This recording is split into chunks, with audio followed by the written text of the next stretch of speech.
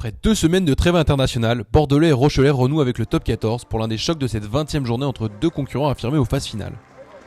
Et bien décidés à confirmer leur excellente forme, eux qui n'ont connu la défaite qu'à une reprise en 8 rencontres depuis le début de l'année 2021, les Bordelais démarrent mieux la rencontre. Dans le siège d'un Romain Buros très présent, les Girondins obtiennent une première pénalité au sol. L'occasion pour l'ouvreur Ben Botica d'ouvrir la marque et de récompenser le bon début de rencontre de son équipe. Sauf que les Maritimes ne s'en laissent pas compter et dans un match qui semble s'être équilibré, ce sont bien les jaunes et noirs qui décident de dicter le tempo de la rencontre. Plus agressif et plus précis ballon en main, les joueurs de John O'Gibbs reviennent à hauteur grâce à la botte d'Iaya West à la 20e minute de jeu.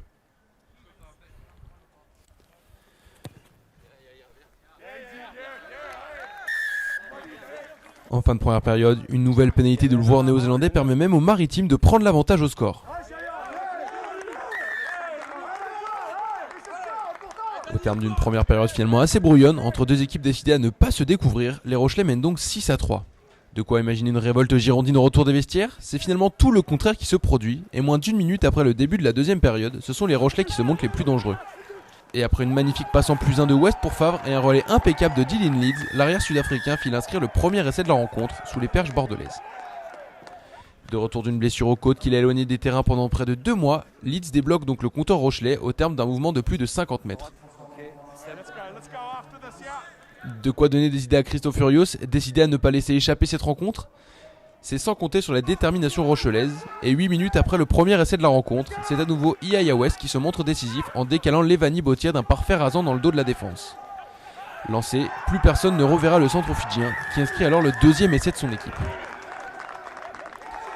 On peut revoir le bon travail de fixation de roule et la prise de décision rapide de l'ouvreur rochelais qui permet à Levani Botia d'inscrire son 4e essai de la saison, après avoir éliminé tour à tour Romain Buros et Maxime Loukou, puis éviter le retour de Ben Botica. Mais les Rochelais décident alors de ne pas s'arrêter en si bon chemin, et alors que la victoire semble déjà acquise, les Maritimes continuent de croire en un éventuel bonus. Et après une bonne remise intérieure de Leeds, Botia décale Favre en bout de ligne, qui s'en va inscrire le 3e essai de son équipe.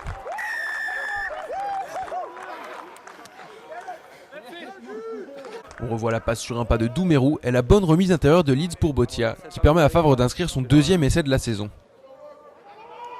Bonus en poche, les Rochelais doivent désormais défendre leur ligne à tout prix. Sauf que les Bordelais, bien que dépassés depuis le début de la rencontre, ne l'entendent pas de cette oreille. Et alors qu'il ne reste que 2 minutes à jouer, un bon travail des avants girondins permet à Scott Higginbotham d'inscrire tout en puissance le premier essai de son équipe.